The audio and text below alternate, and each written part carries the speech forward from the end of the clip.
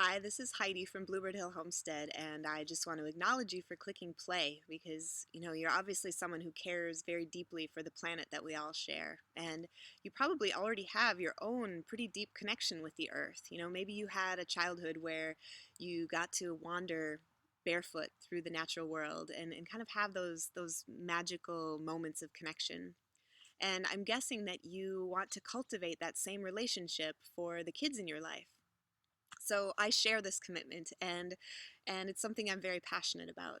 So, I also know that that commitment in the modern world, it's not that easy to actually fulfill on it, where we're surrounded by sort of the busyness and the obligation and a thousand different distractions that can kind of interfere and distract us from our commitment, right? So I know that there are these different things that come up as resistance to actually living a life in line with our commitments. So that's what this video is about, actually, is to kind of like crack the code a little bit about where do those resistances come from and what can we do to live in integrity with our deepest values. But before I crack that code for you, though, I want to invite you to come on a little bit of a journey with me. Where, in the modern world, I think we often think of ourselves as these individual beings, kind of, traveling through space and bumping up against different people and places. But instead, for the purpose of this exercise, I invite you to imagine that we are each supported by this intricate, invisible, woven tapestry of a thousand threads of connection where each of us have these threads going off in different directions to experiences from our past or the people we interact with, and some go off into the future for our potential future. So I'm going to invite you in this moment to follow one of those threads. We're going to look for one that it's probably a little bit of a golden thread, and maybe it's a little bit thicker than some of the rest. And it leads back in time to a memory from your childhood, a memory of a mentor in your life.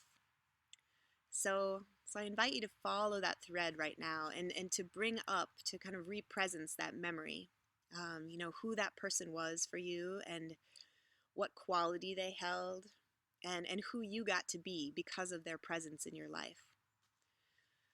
So, so if you could kind of, bring up that experience with them, and if you could name the quality that they carried, like what is it that they provided for you as a mentor? Maybe it was something like they were just always there to listen when you needed it, um, or maybe they provided this kind of unconditional support for you, or or maybe they were just present when everyone else seemed to be distracted. So if you could name that quality, do so right now. And I invite you to kind of pull that back with you, back along that thread, back into your body in the present moment right now. And and to we can take a little assessment, actually, like that quality. I'm guessing that that's something that it made enough of an impression on you that that quality that they held, whether it was really conscious or like in the forefront for you, it's probably a commitment that you have to provide now for the kids in your life. And and if you could take an assessment of your life, really, and look at how often do you have the space to show up as that quality. And I'm guessing, if you're like me, most people, that it's not as often as you would like. That um, that quality needs a space to be provided to actually be that. So so take that with you now in this conversation, because I've been doing a little investigating. It's like I have the same commitment as you, to stay deeply connected with the earth and to cultivate that connection for the kids in my life. And I know that, like, simple things, like going for a walk every day is really good for me. And I know that having some unstructured time out in nature is really good for my family. But I don't always do those things. Like, why is that? Why don't we do what we know to do, for ourselves and for our families, right?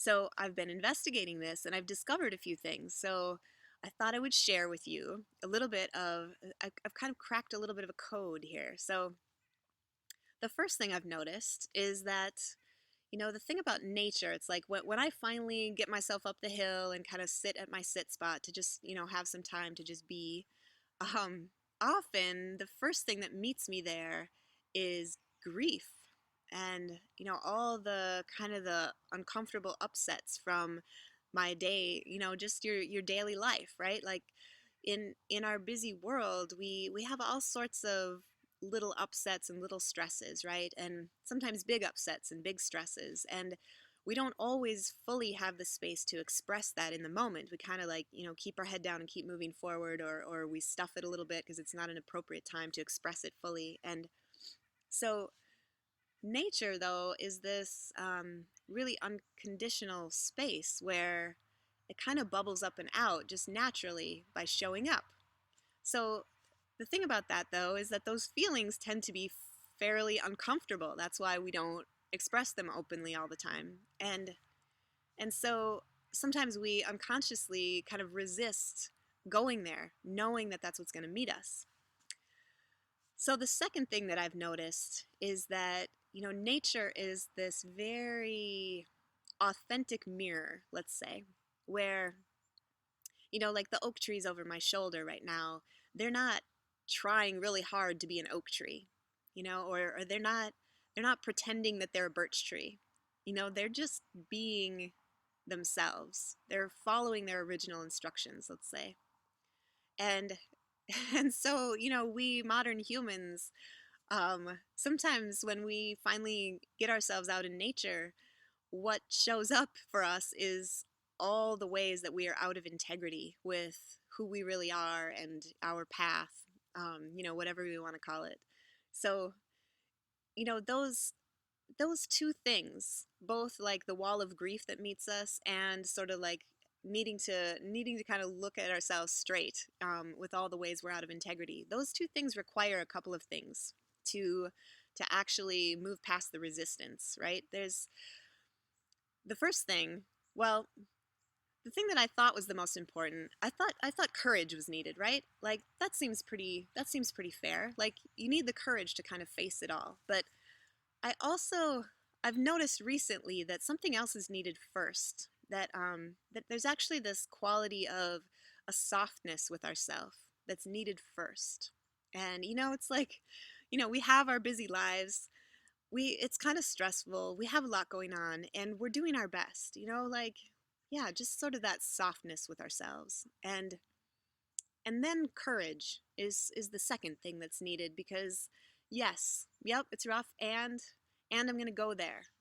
I'm gonna face this and I'm gonna just stay present in my life. So courage is the second thing that's needed. The third thing kind of ties back to what I talked about in the beginning. The third thing is really sort of this conscious connection to a non-negotiable commitment that we have for our families, and sort of that choice to live our life in line with that.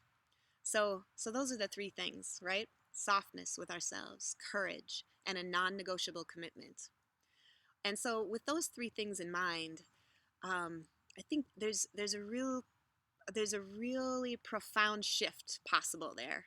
And so if you want to take this deeper, I've created these three video trainings, that have some really powerful tools for cultivating that connection with nature with the kids in our life, together as a family, to, not just have sort of this like, yeah, another trip to the park, but to really have this deeper, more meaningful experience together.